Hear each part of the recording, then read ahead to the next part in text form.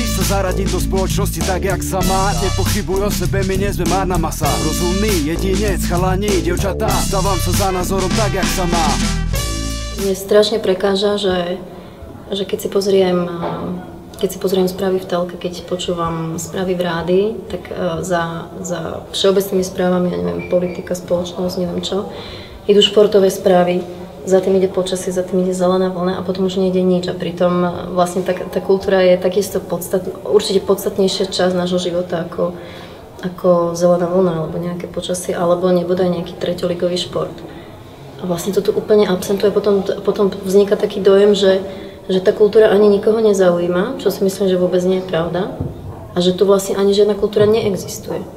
Našim verejnoprávnym inštitúciám sa to nedarí absolútne vôbec, oni to nerobia. Robí to možno Rádio FM, ktoré ale za to teda musí tvrdo bojovať, aby vôbec existovalo, a možno Rádio 9, ktoré má šťastie, že má šikovných redaktorov.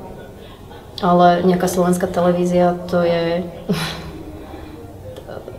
pre mňa je to niečo neuveriteľné, že čo sa tam deje, čo sa tam vysiela, akú má produkciu. A v porovnaní, a keď si to porovnám s Čechami, alebo ja neviem, s francúzskými, alebo akými televíziami nekomerčnými, alebo verejnoprávnymi, tak ja si myslím, že oni by sa nemali nazývať verejnoprávna televízia.